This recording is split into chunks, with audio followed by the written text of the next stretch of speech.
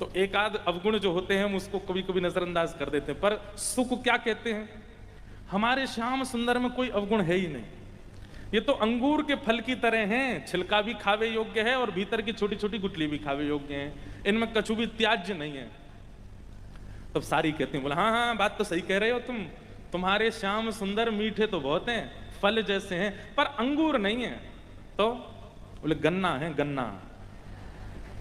तो सुख के गन्ना कैसे? बोले गन्ना भी मीठा होता है, अंगूर से ज्यादा मीठा होता है, रसीला होता है, लेकिन दाढ़ी के जब तक मसलो नहीं तब तक निकरे ना है। बोले या हमारे इनके पीछे पड़ना पड़े, इनको खूब सुनानी पड़े, तभी जाके इनको रस प्रकट हो गए, ना तो ये तो गन्ना है, खड़े रहेंगे। और गन्ना का एक स्वभाव है, जब तक उसको मीड़ो ना तब तक वो इतना निष्ठुर होता है कि किसी में पड़ जाए तो डंडे का भी काम करता है।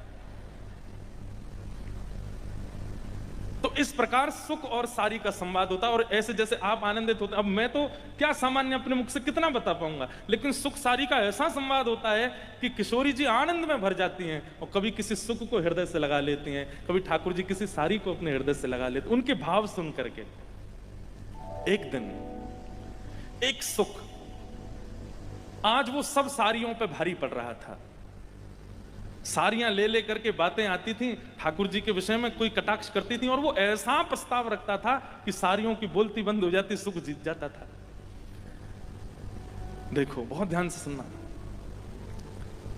तो किशोरी जी के पक्ष की सखियों को लगता था हमारी हार हो रही है, परंतु किशोरी जी कहती नहीं, हमारी जीत हो रही है, क्योंकि श्याम सुंदर जिताए जा रहे हैं, श्याम सुंदर की महिमा कही जा रही है, हमारी जीत हो रही है। आज जब सुख सारी का संवाद पूर्ण हुआ, तब किशोरी जी अपनी एक सखी सुदेवी को बुलाती हैं। ये सुदेवी जो है ये सुख सारी की मॉनिटर हैं, यही उनको सिखाती हैं।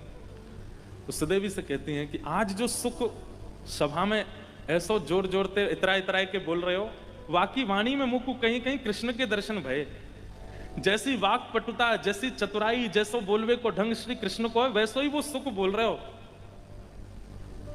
एक काम करो, बोले कहा वह सुख को मेरे पास लेके आओ।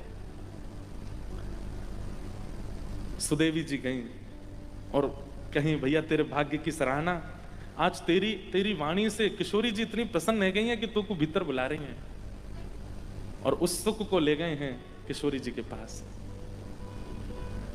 किशोरी जी कहती यहीं बैठ जा, और बैठ करके जो जो बात तू बाहर सभा में कह रहे हो ना, एक मुंह को सुनाइयो, श्याम सुंदर चले कैसे? तो वो सुख कहता है ललित गति विलास वल्गुहास प्रणय निरीक्षण कल्पितो रुमान कृतमनु कृतवत्य उन्मदान्धा प्रकृति मगन किलयस्य गोपवत्व।